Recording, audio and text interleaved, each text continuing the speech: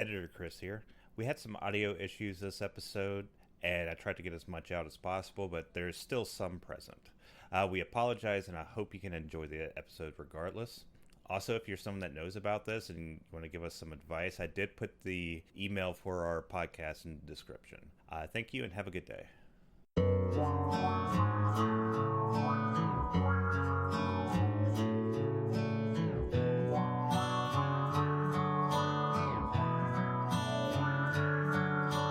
Welcome y'all to Backwoods Obscura, a podcast dedicated to the lore, legends, and myths surrounding the creatures that may lurk in your backyard. My name's Hewitt. I'm Chris.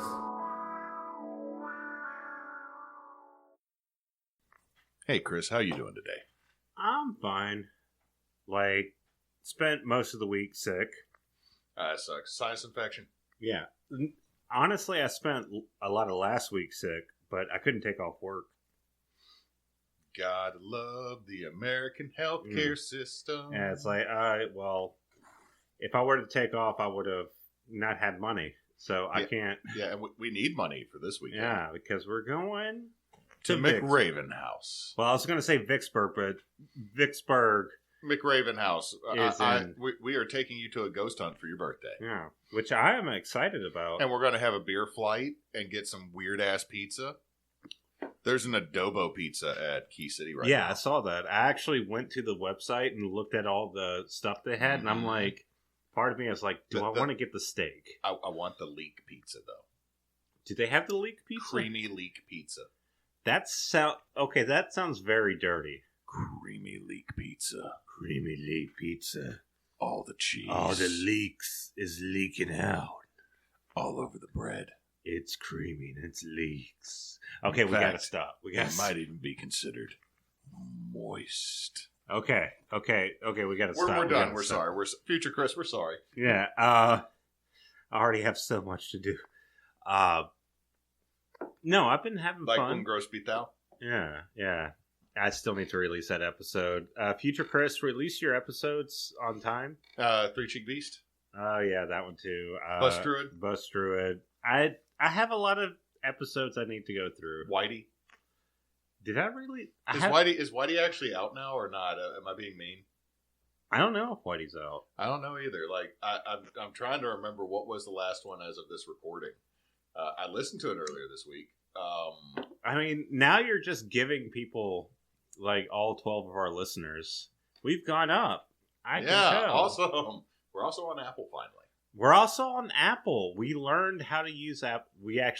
I just couldn't get that fucking website to work. We talked to a snake. We got the Apple. Now we're all in trouble. Yeah, God's like, oh no. You're talking about cryptids and eating my apples, boy. Yeah, now you know you're naked. God don't want you messing with no cryptid apples. Don't mess with no cryptid apples or else you'll think you're naked. I got pants. Oh well. God just walks away. I am not opposed to the clockmaker theory, honestly. He's just like, fuck it. Whatever. There's ghosts down there.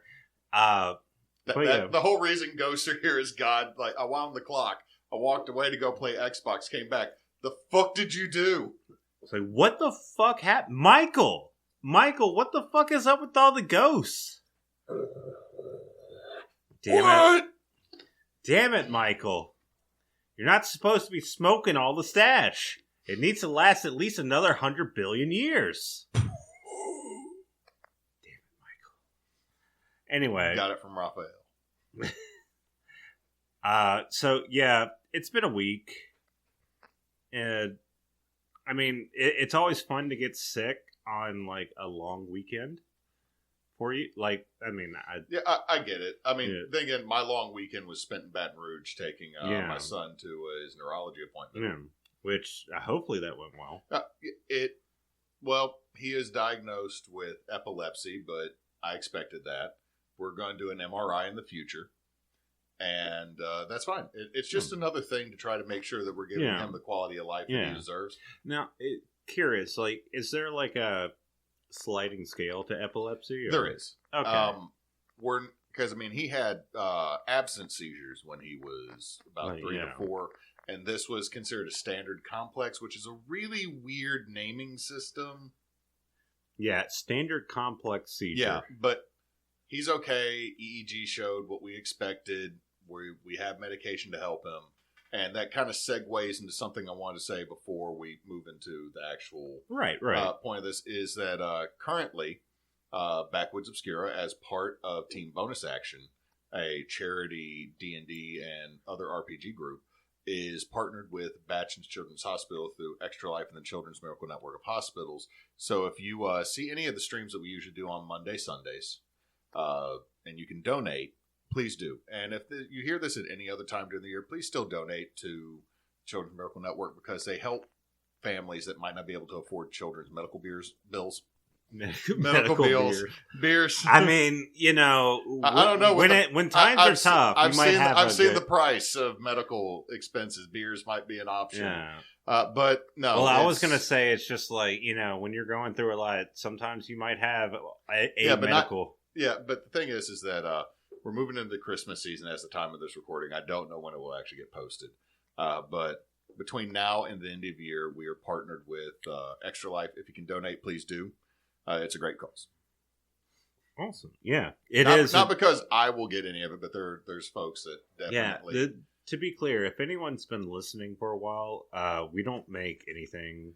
I mean, even if we were to actually have any sort of audience on our TBA channel, we wouldn't really be putting that towards anything else other than charity, or if people specify towards the channel itself. Yeah, exactly. We don't really make any sort of revenue off that.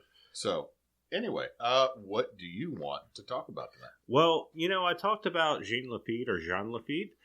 Jean. Yeah, I said Jean Lafitte so many times. I've actually listened to the last episode. You're like Jean Laffy Taffy? Jane Laffy Taffy. He is a pirate from Bereteria, Bahia. Yeah. New Orleans. So, yeah, I'm going to have to go and, edit that episode because I saw... It's one of those things where are you going to have to edit it? Jean. Yeah, it's just... It's like jarring. It's like the old TBS edits. Yeah. You mother liquor. Yeah, it's exactly going to be that. No, or the number of times. I released that episode and I was like, man, this is going to be a good episode. And I was listening to it today. I was like, wow, I fucked up a few times. No, it's still good. I enjoyed it. I do enjoy it. And I'm also glad that this is the second part of a two-parter. Yeah, so we're talking about Lafitte's Blacksmith Shop today. Oh, I love that place. Yeah. So we talked a little bit about it then. We talked a little bit about the ghost, a little bit about, we didn't really get into the history of it or, No. I do know I noted that they do heavy pours. Yeah, they do heavy pours. That was actually, when I looked at the TripAdvisor and all the tour sites, and two things they said. Chill vibe, heavy pours. Yeah, when the last time I went and got a drink from there a couple years ago, the bartender was built like me, but as tall as you. So it's a big boy pouring. He actually used his own fingers to measure. So it's like the mountain. He did 2 fingers of whiskey, and it's just like, thank you, Half Thor. I now have 2 fingers of whiskey was the whole glass. No, it was. It's like a third of the glass. It hits the level of beverages I like to mix personally. Oh, that's good. That's good. And everything I've read is the beverage, It is a standard bar with a lot of good daiquiris and a lot of good mixed drinks. It is. Don't get a hurricane from there, though. You can get a better one down the road. Yeah. Also, don't use the pisser there. I mean, everything I've read, they had limited electricity. So it's not so much just limited electricity. There is a bathroom because they have to have one by code. Never use a Okay, to all the listeners out there, never use a bathroom on Bourbon Street. Ever. Oh, does it flood or? No, it's not that it floods. It's just people are gross and they don't flush. And Bourbon Street people are getting shit faced because it's Bourbon Street.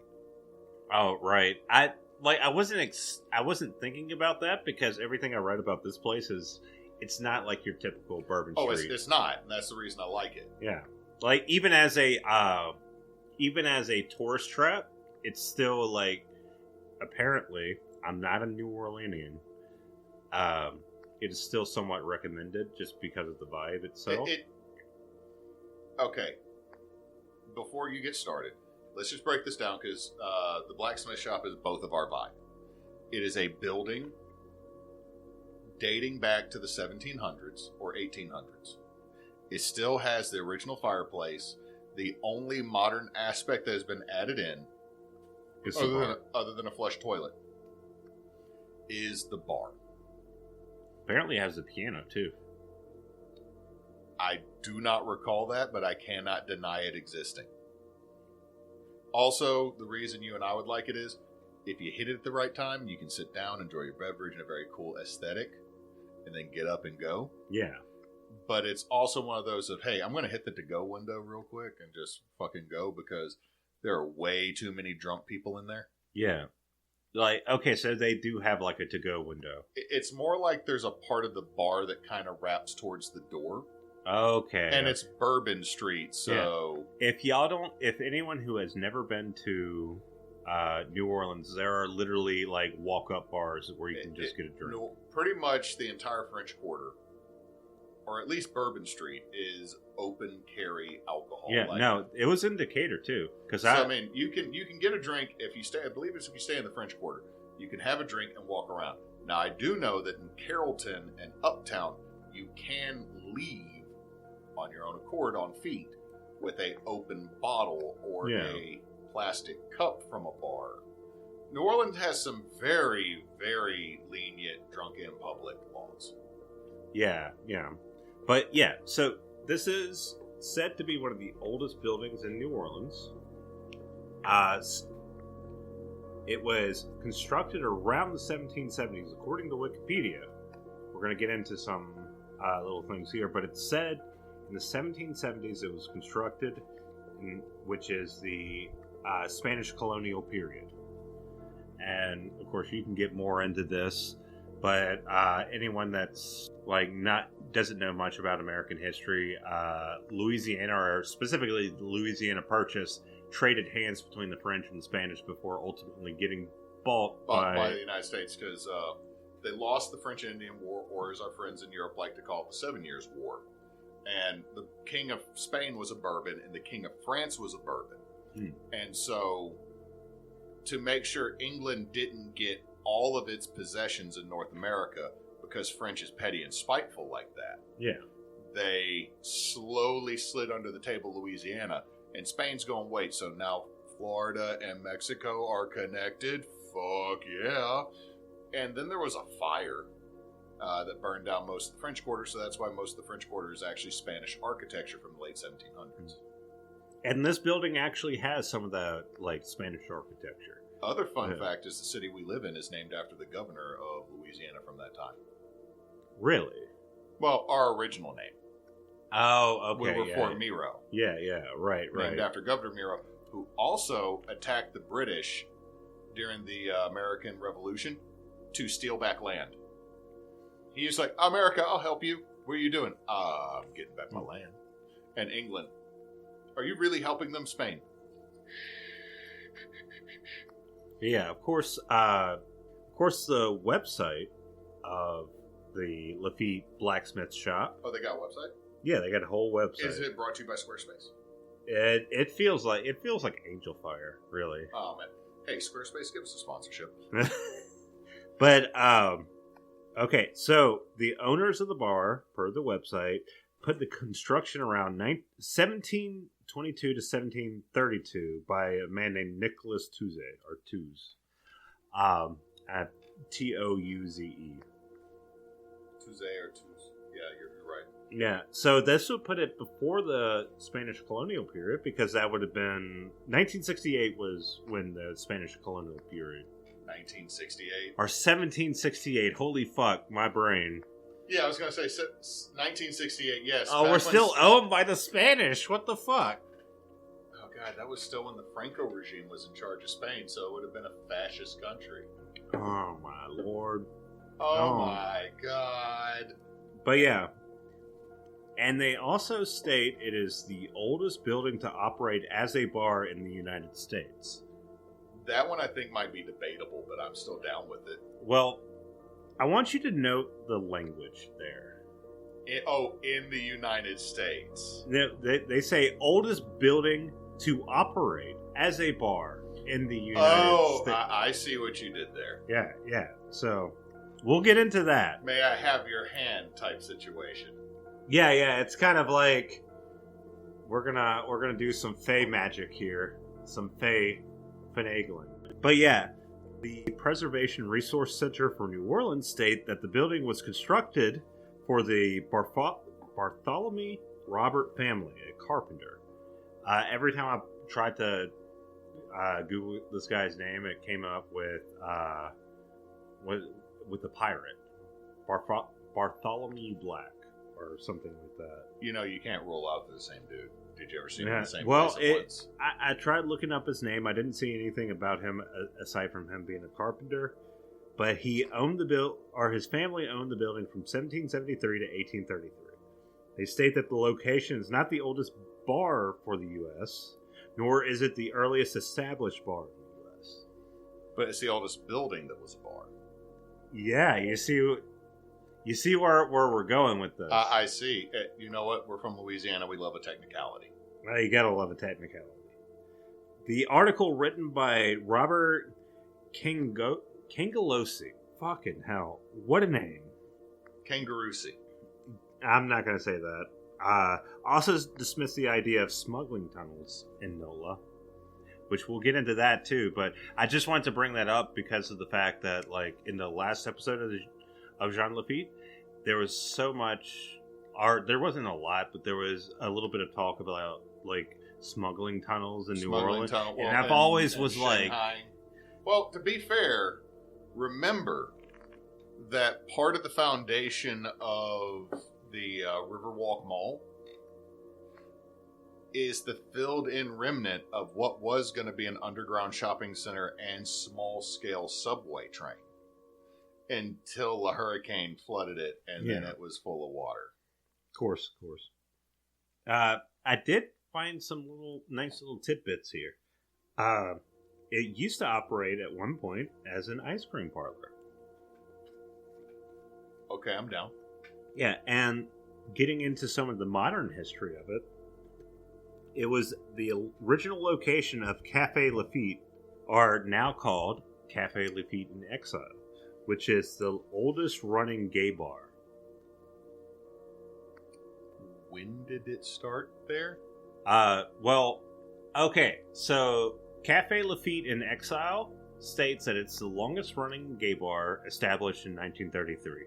Now, it does state that they went from Cafe Lafitte until the owner was kicked out because of some paper issues, and they were just like, yeah, you got to get out. So they moved down the road in Bourbon Street to what is now called Cafe Lafitte in Exile. Beautiful name. I love it. I think that's the bar that I was offered free drinks. I mean, it's a gay bar. And, you know, you got that bear look about you, so... Yeah, I do very much have a bear look about me. I am a shorter, fatter version of Sig from Full Metal Alchemist that's also in less shape. But what's great about Cafe Lafitte and in the context of the podcast is another place we can talk about, because apparently it's haunted. So it's a haunted gay bar, one of the oldest gay bars. I think there's another gay bar that says it started around the same time in 1933. Well, you know what? That might actually be a good thing for us to look into with how those establishments are treated in the South, but how old several of them are. Plus, there's the fire that happened in New Orleans. You can kind of... Right, yeah. You can kind of like tie it all together. But it's apparently haunted by the ghost of Tennessee Williams. That is not a surprise. Which is great. I love it. I like the fact, like, if anything you can say, I mean, you could say that, like, this place isn't haunted or ghosts aren't real or anything like that, or Lafitte was never there or whatever. But if Tennessee Williams is there, I mean, like, he might tell me about a streetcar named Desire. Like, the building itself, that is Lafitte's Blacksmith Shop Bar, has a storied history. Sounds like it's a character in and of itself. Yeah. Of course it should be, because, you know. I mean, it is what it is. Yeah. At the same time, I am hard-pressed to find a building in New Orleans that is not a character unto itself. It is what... I mean, the thing is, when it comes to New Orleans, there's very few cities in America like it, in the sense that, like, you go there and you're going to just be inundated with, like... New Orleans is a beast unto itself that we love and hate in the same breath. Like, I'm not saying that places like Philadelphia or New York don't have history. They obviously do, but going to somewhere like New Orleans... I'll say they don't have as much character as, say, New Orleans or Chicago. Yeah, I'm adding you, New York. I'm adding you. I'd need to go to Chicago. Chicago is a wonderful place. I mean, it's also on the Delta Trail. It is...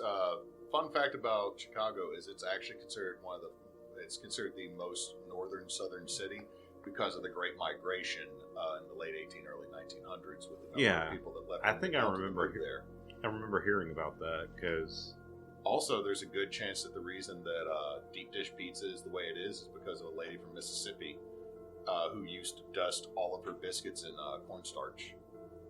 Not cornstarch, but corn grain, like cornmeal. Oh, that's badass. So that's why you have that texture on the outside. You got that toothier or more toothsome crust on a deep dish. Well, shit, we need to go to not New Orleans. We need to go to New Orleans, but we also need to go to Chicago. And my wife's down for that one. She'll take us. She'll take us to all the good pizza places because Chicago deep dish is the best. Oh, you're throwing down the gauntlet on the deep dish. I've thrown down my gauntlet. I've thrown down 3 other people's gauntlets who weren't ready. Like, look, I don't care that much. I'm willing to talk shit on New Yorkers because I get so fucking tired of New Yorkers. Like, you could have all the ingredients from New York. But it's not a New York bagel. It's not a New York pizza. You could have someone that was born and raised in New York City, has family there for generations. They just happen to move to, like, Connecticut or some shit, and they're like, it's not real New York pizza. It's like, what the fuck are you talking about? Okay, let me throw this out there. I don't hate New York pizza. I don't hate it either. I like it. I'll be honest, the only pizza I've not ever been super fond of is the California style that just gets super weird. And that's a texture issue for me. The California style pizza is just like another way of them saying, like, we're wacky, we're California. I know. Yeah, but it's not like really, like, if you think about like Wisconsin style, or not Wisconsin, Detroit style, or New Haven, or if you're going to talk about St. Louis style. Okay, that one I start drawing a line, much like with California, and I do draw a little bit of a line with Texas style pizza. Oh, I didn't even know about Texas style. I don't care about it. I care about their barbecue. I don't care about the pizza. True. But the whole thing is the reason I will always die on the hill that Chicago deep dish is best is because you literally gave me pizza in the form of a cake. Which means I have more pizza. Like, you've literally stacked 4 pizzas up and given them to me. I can eat one slice and be good of a Chicago pie and be good and have a Pac-Man of pizza to last me several days or to feed my family. Now, if my mother-in-law is there, and you've met my mother-in-law, little tiny lady, like skinny lady.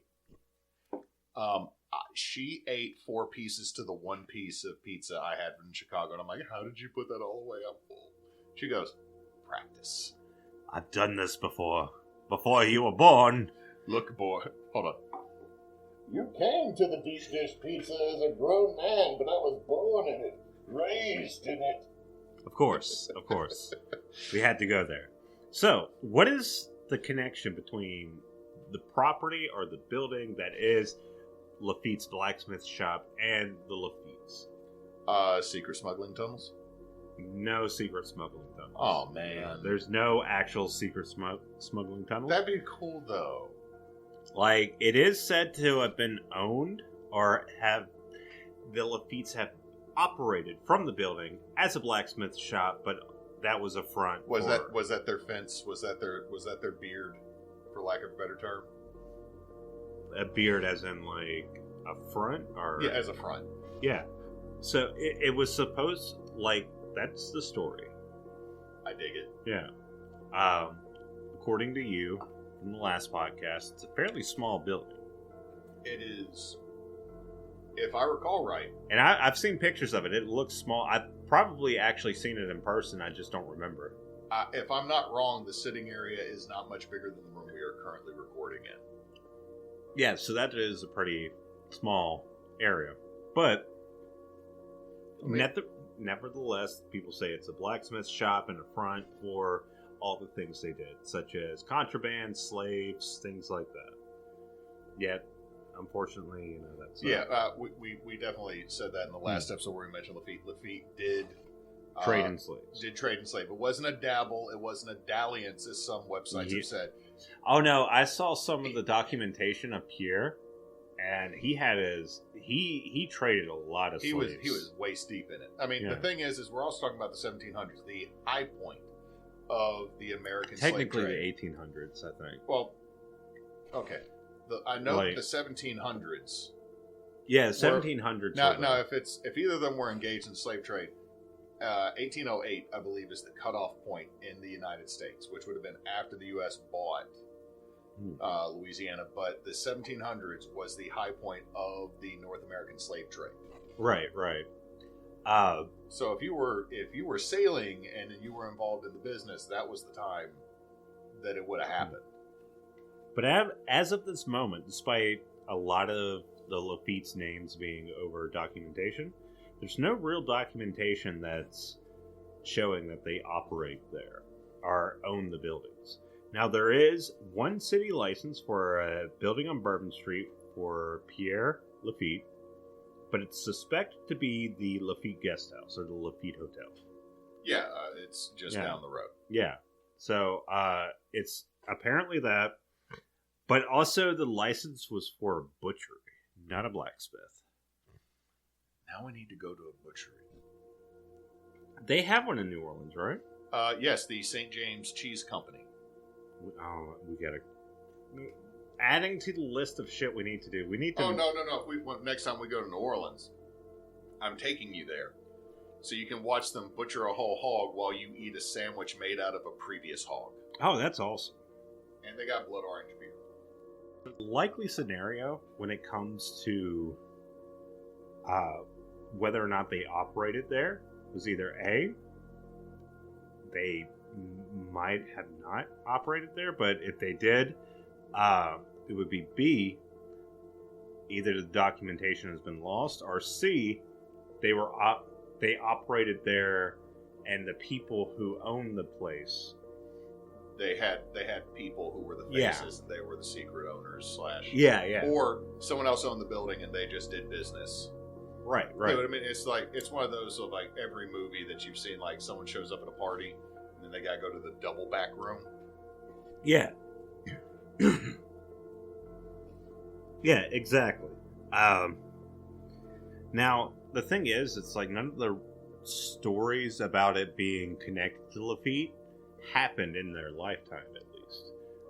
It wasn't until like the late 1800s, 1900s. Okay, so this is kind of like the Carter brothers and Saint Germain, that these stories really start popping up at the end of the beginning of the 1900s when the tourist industry really picked up. Yeah, a little bit of that, like the late 1800s, early 1900s. You saw people really started talking about it. But the thing is, unlike the Carter brothers, like, it's possible they could have operated out of there. Well, let's be fair, the Carter brothers were supposedly longshoremen that were vampires. Yeah. Well, I mean, that too, but... I believe in a pirate ghost before I believe in longshoremen who were also vampires. True. Well, the thing is, it's like, there's a lot of crazy things in New Orleans, which is why... At the same time, Saint Germain's real. Yeah. Saint Germain's probably out there. He's just like... All of a sudden, hello, boys. It is I, Saint Germain. No, we ain't opened the door for you. But I have beer. I have some new stuff from the motherland. I don't know why I speak like this now. Just all of a sudden, I have a shotgun. Okay, you can... I'll leave. I'll go. He is the only person that... Like, we do have some South Louisiana listeners, according to the analytics, but it's just him. It's just him listening. Saint Germain. Get the fucking story wrong. Why are you making me sound Russian and Austrian / bad American accent? I'm sorry, Saint Germain. We just did. I'm sorry, Saint Germain. We love you. We love you here. No, we don't. Okay. I'm not going to piss off the 200-year-old vampire. The potential ageless vampire alchemist. Yeah, that drank fucking absinthe and blood. But yeah, the truth of the matter is that it's possible that they might have operated out of it. We won't really know unless there's other documentation. So it's kind of obscured by the march of time. And well, let's be fair. If I'm a pirate and I'm trying to illegally sell things in the city, I don't want paperwork. True. And it's also, even if it wasn't something like that, having the mystique and having the legends come around, it's like, oh, that place is where Lafitte goes. You shouldn't go there. So there. How do you make sure the mob don't make you pay protection money as you say you got Lafitte? Yeah, I mean there could have been a little bit of that. I mean the town itself obscures itself in this sort of legend lore that just permeates the town. It is New Orleans. Yeah. So, what haunts this location? Well, of course, Jean Lafitte. Jean Lafitte. The ghost of Jean Lafitte apparently haunts the first floor of the bar, usually in corners or near the fireplace. It is said to be a full-body apparition, fully dressed in period-appropriate sailor or pirate outfits. See, now all I see is Jean Lafitte and a little Lord Fauntleroy Donald Duck outfit. Yeah. And that's 100% accurate. Hey! Ha ha! Je m'appelle Jean Lafitte. No, what's even better is there is a tale that apparently he's standing guard for treasure that's secretly. Oh wait, was this the time that they killed John because he was the pirate that had to stay behind to guard the treasure, just like at Cretin Place? I guess it all comes. John was like, shit. I drew the short straw, and I'm the captain. Everybody else, look, we saw you kill Timothy at the Cretin Place. Time for you to be a foo for Jean. It's like, oh dang. I guess I gotta get in the hole with the treasure. Or in the wall. Apparently it's in the wall as well. It's not in the wall. There's no treasure. I had to put that in there just because. Okay. To cover our own asses. Do not go digging into the walls of Lafitte's Blacksmith Shop for treasure. Yeah, there is no treasure there. If it was there, the people who owned the place, who remodeled it and ran electricity through it, would have found it. Yeah. No, don't hassle those people. I showed up with my pick and my spade and my shovel, and I'm here to go gold digging. This is a bar. And then he gets choked out by Jean Lafitte because Jean Lafitte's like, I'm a foo-foo-lay motherfucker, and just. Why did he go New Yorker? He's like, yo, I've been in America for 200 years. Now I like pizza. Oh God, don't do this. But only Chicago style. I don't know why I'm talking like a New Yorker. We're done. Move on. Okay, let's move on. Future Chris, I'm sorry. No, I'm sorry because I'm the problem here. So yeah, it's one of the only full-body apparitions seen. There is also a ghost of an unnamed woman on the second floor said to have committed suicide. Oh, that's a tried and true trope. I mean, it's like one of the. Did John stand her up for a marriage? I didn't see anything. I didn't see anything about that. I just saw that she committed suicide, and now she will go up and whisper in people's ear if you're on the second floor. 2-for-1 shots. She'll just come up to your ear. It's like, have you tried the daiquiris? White Russian. No, I hate you now. I hate you now. We're done. We're done with this. This was a terrible idea. I blame myself. But yeah, she'll whisper in their ear, causing people to scatter. Ghost City Tours also state that there are red eyes that could be staring at you from the fireplace. It didn't say from the fireplace. It said if you're outside. And you're looking into the windows. Oh, okay. I've heard that one, but one of the ones that was the biggest story, when it appeared on most haunted places on Earth. Like there was eyes in the fireplace. America's Most Haunted. Number 5. Number 15. Lafitte's Blacksmith Shop. You thought you were coming in for just a drink, but what you got were scares. Colder than the ice in their 2-for-1 daiquiris.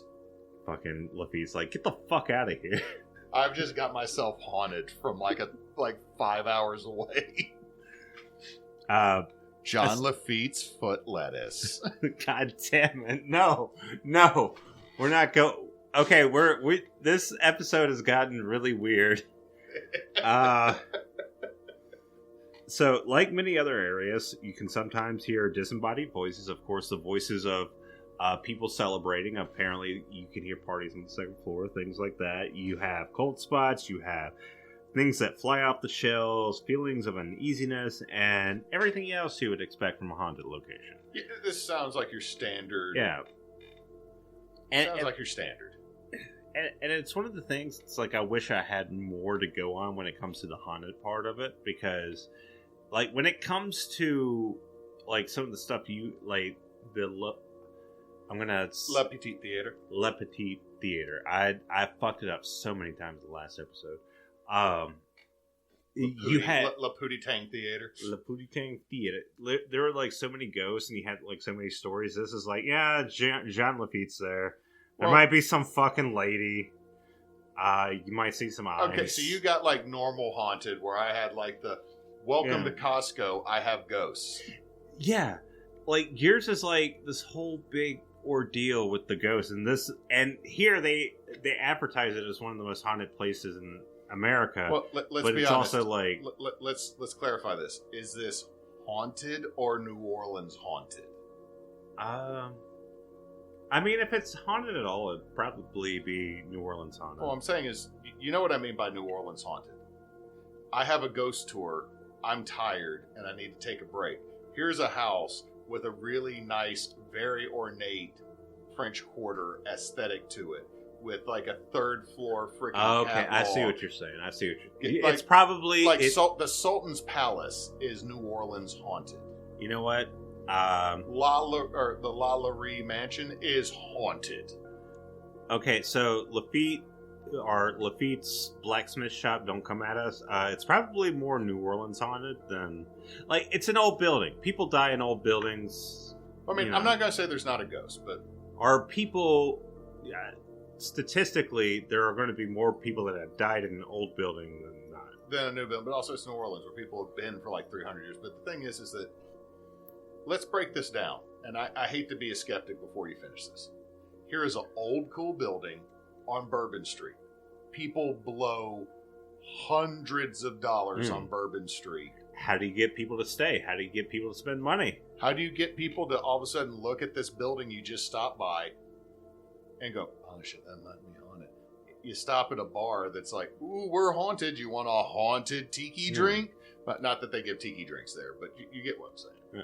Well, I mean, it goes back into like the quote unquote lore of the place, where there's a little bit of I don't want to say fabrication, but there's a little bit of you can't throw embellishment. You can't throw a brick in New Orleans without hitting a building that had John Lafitte in it. Yeah. So I think there's a little bit of embellishment with the story and everything. But regardless, like let's say all that is bullshit, right? Is it worth going? Yes, it is. 100%. Yeah, it's worth it's a going. Great story. It's a great story, but it's also a great spot. Like I said, it's minimally has minimal electronics in it, so just the bar and a couple of lights. It's mostly lit apparently by candles or like traditional lighting. They got some really awesome lanterns I wanted to steal, but they watch those. Yeah, I would imagine so, especially in the fucking French Quarter. Also, let me be honest, you're not getting away with a 1 foot tall iron lantern out of anywhere in New Orleans. Right. You can't hide that shit. You got to be really quick. Geometrically, you can't hide that shit.